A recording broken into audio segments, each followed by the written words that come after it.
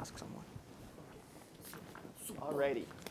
I'd like to begin tonight with a bit of a story, because I'm a story person, and I enjoy sharing them. So I'm going to take you back to learn a little bit about 15-year-old Christian.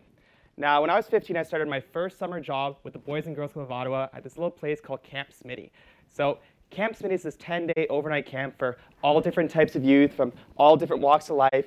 And it was one of my favorite jobs that I've ever had across my many years on this earth. And one of my favorite things about Camp Smitty would always be the sneak out.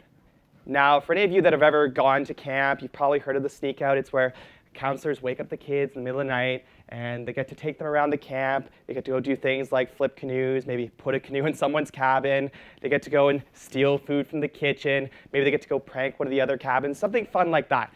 And for that night, while the kids don't understand this, and they realize that these things are completely against the rules, for us, it was completely by the rules.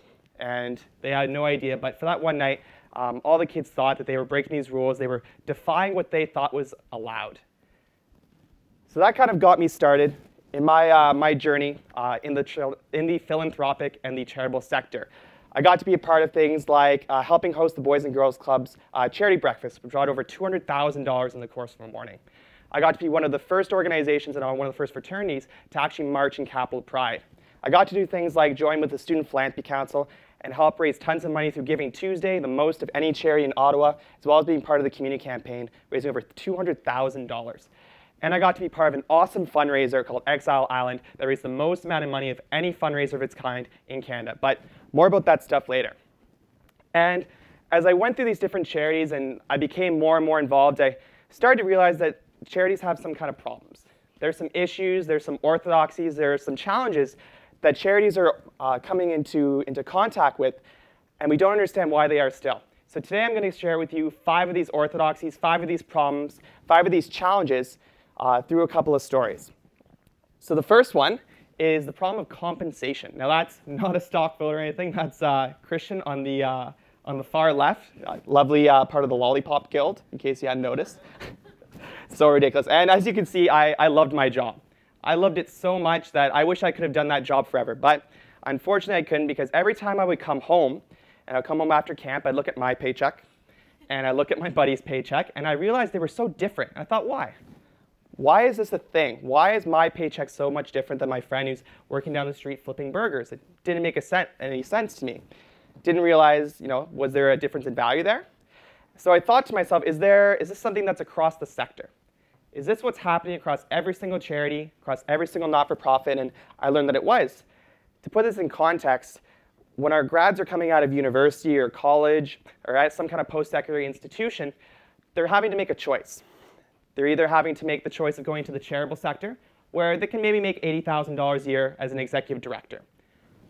Or they can go into the for-profit sector and make upwards of $400,000, give $100,000 of that money to the hunger charity, become the boss of the executive director of that charity because they gave $100,000 and they sit on the board of directors, get a $50,000 tax write-off, and still be $250,000 ahead of the person who's running the hunger charity. I'm not think I'm a bad person, but I'm going to pick the $400,000 because I'm able to do more good with that money. And that's what's happening in the charitable sector, is that we're drawing away this valuable talent that's coming right out of our universities and colleges, our finest post-secondary institutions, and we're losing them to the for-profit sector because we're not willing to compensate them well enough. The second thing I want to share with you is scarcity. Now, within the charitable sector, there's a lot of there's not a lot of abundance. And one thing I want to highlight with this is a story I had up at camp. And I'm going to bring you back again to 16-year-old Christian, so a year older, another year wiser. And we would do this thing at camp called MacGyverisms. Now, for those of you who remember who MacGyver was, he was a popular TV show character, and he basically could turn anything into anything else. And the amount of creativity that came out of these kids figuring out what they could do with other things was astounding. And I thought, why can't we apply that ingenuity across the sector? And an example that I wanted to bring up today was Coca-Cola. So Coca-Cola is able to send a Coca-Cola product anywhere in the world except for 2 places. North Korea and Cuba. So they're not doing too bad. But imagine if Coca-Cola did something different. Imagine if Coca-Cola took medicine, which needs to be refrigerated, they put it in between their Coca-Cola products in those crates, they put it on a refrigerated truck, and they sent it somewhere in the world that need it. That'd be a pretty useful use of resources, am I right? That just makes sense. But what if I told you this is already happening?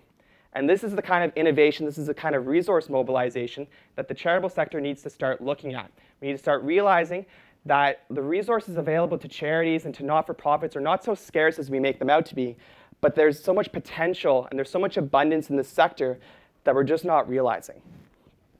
The third thing I want to talk about is businesses and their power to do charity and to do good. Now, a lot of times charity and business, they don't necessarily go hand in hand. They're almost seen at odds. But I went to a talk when I was 18 years old over at Hub Ottawa, and we learned a little bit about the intersection between money and meaning. And in this talk, we had this individual come in. He was a diplomat in a small little Asian country, and he would pay his rent to stay at the place he was staying. And he would go down the street every day to his diplomatic unit with a budget more than the GDP of the Asian country that he was working in to economically and socially develop the country. But what he found was every day when he was coming home, he would realize that the person he was paying his rent to was actually giving the money to neighborhood kids to help him build buses to better transport people around the country and end up creating the largest transportation network in that entire country. And that's something that's fantastic. And groups like B Corps are at the front of this. So B Corps are organizations or businesses committed to social and environmental good in the world, both before and after the bottom line. They're committed to not just being the best in the world, but the best for the world. And they're a prime example of how business can actually go about creating social and environmental change in a positive way, as opposed to the negative way we always associate them with. The fourth thing I want to talk to you about is impact. Now, we're going to take you to 19-year-old Christian now. I just joined the Student Philanthropy Council, and we're talking about different ways we could fundraise with a number of different organizations on campus. And the one that kept coming up every time I'd walk through the atrium or I'd walk through school is the bake sale. And everyone always come up to me, Christian, let's do a bake sale. The margins on it are great. We barely have to pay any money. We've got to pay like 5% of our costs. And I thought, but that sucks. Pardon the pun, it's great that you have a 5% overhead, but if you're only raising $71, who cares? You're quote unquote not looking at the size of the pie that actually matters at this bake sale. You're not looking at the scale and the impact that your fundraiser can actually have. So we started to look more at the fact that a $10,000 fundraiser that brings in $50,000 and has that 20% overhead is mounds better than the 5% bake sale that brings in $71. And that across the charitable sector, we need to stop looking at charities and stigmatizing them based on the fact that they have quote-unquote high overhead when we're looking at the impact that they actually have in the world. We're looking at their ability and their capacity to do good, and we're not allowing them to build up that scale and that capacity by pushing them down, by not letting them have this quote-unquote overhead that they're supposed to have. And the final problem I want to share with you is about foundations. Now, we all know that foundations are basically earmarked to give out money to the community. And every Wednesday, for the last couple months, I've been going to the community foundation, typing information to a computer. The community foundation gives out over several million dollars every single year, has $100 million in assets. And I would type information to this computer about who was getting what grant, about who was applying for what grant, about who was working in the sector. And I wondered to myself, what would happen if these foundations couldn't grant out for a year? What would happen? Do you think that they would just stop? They would just sit there and twiddle their thumbs, maybe play some video games? I don't think so. I think instead what these foundations would do, they would be at the forefront of social innovation. They would be the ones to bring together people from all different aspects, all different sectors, all different walks of life to best address some of the issues that we're having today.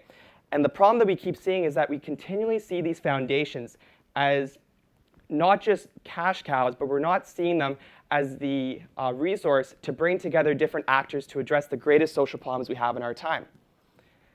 Now you're probably wondering, Christian, where did you come across all this? You're a little bit out to, you might be a little bit out to lunch. And it's very, very simple. I came across these by looking at charity and philanthropy and tackling social and environmental issues with three very simple principles. The first one is dreaming big. So we have to allow our charities, our not-for-profits, who want to do the social and environmental good to be able to dream big. Not these like small little bake sale size dreams, these huge Google, Microsoft, Coca-Cola size dreams. Dreams that when they wake up, it scares them because of the impact that they can actually have. We need to allow our charities and our not-for-profits to risk big. So we know from personal experience through things like riding a bike that we don't allow people to risk, we don't allow people to make mistakes, we stifle innovation. We stifle their capacity in order to do good things and to increase their scale to help more and more people. So we need to allow our charities and our not-for-profits to risk big.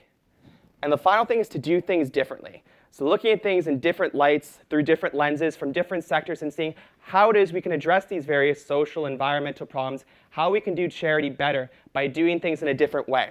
And to prove that I'm not just blowing smoke out of my butt, I'm going to share with you 2 personal examples of how I followed this exact same lens and how we made this happen. So the first one I want to share with you is something called Exile Island. Now, Exile Island is this fantastic fundraiser that pits teams against teams, corporations against corporations in these head-to-head survivor-style challenges. But what we did last year was we decided to change things up a little bit. We decided to put a theme of Hunger Games around this. We decided to pit district against district. We put teams to really to the test. We literally made them jump through hoops in order to appease us. We cracked eggs on people's heads. We made them eat contents out of diapers, just random things we decided to put together, really gross stuff, really pushing them, kind of against what a charity would traditionally think. And we did all these things to improve their experience. We had everyone dressed up in these crazy costumes and just looking the weirdest that they could, dressed up like citizens of the Capitol. And we decided to risk that because we wanted people to have a positive experience, have a challenging experience, as opposed to an experience that they would normally have with any other charity, kind of letting them off with no strings attached. And what we found was instead of driving our people away that we were engaging in this fundraiser and challenging, we actually ended up retaining most of them. And in fact, we raised more money at this one Exile Island than any other chapter in any other place in Canada. We raised over $93,000 because we decided to dream big and have this huge scale of a dream. We risked big in challenging our participants and giving them this different experience, and we did things in a different light that no one had ever thought of before. And that's something that's fantastic. The second thing I want to talk to you about is the scariest summer of my life. By far the scariest, most ambitious thing I think I've ever taken on. I had one of our alumni come up to me and say, "Christian, I'd like to do something." So I said, "Okay, what would you like to do?" He says, "I'd like to enter our fraternity into the Gay Pride Parade this year. And I want to do it under the banner of Brotherhood Doesn't Discriminate." So I thought, okay, let's do it, sure. So we figured we'd get some t-shirts together, maybe a banner or two, something like that, maybe a pickup truck to drive down. And I thought, quote unquote, this is going to be another drop in the bucket. This really wasn't going to change anything. But as we started to use crowdfunding to attract more attention, as we decided to reach out to our alumni and ask them for help, we realized this wasn't just another drop in the bucket, but this was a huge change that we were experiencing. And by the time it was float day, we had this huge Optimus Prime-sized truck. We had these huge billboards. We had live-action beer pong, and we blasted music through 1,500-watt speakers down the street. And I was scared, more scared than I've been with anything probably my entire life, because I wasn't sure how the community was going to react to us. We're this fraternity who's kind of fulfilling this natural stereotype, and they might think this is some kind of PR stunt. So we went throughout the day, and we kept with our vision of Brotherhood Doesn't Discriminate. We talked to some people, and while we thought that the community might reject us, instead, they welcomed us. They welcomed us and said how fantastic it was that we were decided to do this, how fantastic it was that we were supporting this cause, and how proud they were for us to be there. And not only were we well received by the community, but we were well received by some of our alumni who actually were in the closet when they were an active member and said, "We're so proud of you for doing this, that we couldn't be more proud to be part of this organization because of what you've done." And not only that, but now we're having potential members coming up to us and saying, we thought these organizations were all about exclusivity, and we see you're inclusive. We'd like to be a part. We'd like to give it a shot. And that's one of my most proud moments that I've had in my entire life. So what does this all mean? What do I need you all to do here today? And I'm going to ask for your help, because I can't do this alone, unfortunately. I need you to help me do these 3 things. And I need you to spread these 3 things to all corners of the globe that you decide to go to, whether you go to the for-profit sector, the not-for-profit sector, the charitable sector, into government, anything at all. I need you to dream big and let people understand that charities need to be able to dream big to tackle the issues of today and the scale of these issues. I need you to let people understand that charities need to be able to risk big in order to grow their capacity to do good and to push their social innovation forward. And I need you to be accepting of them, and you need to take on the fact that we need to do things differently.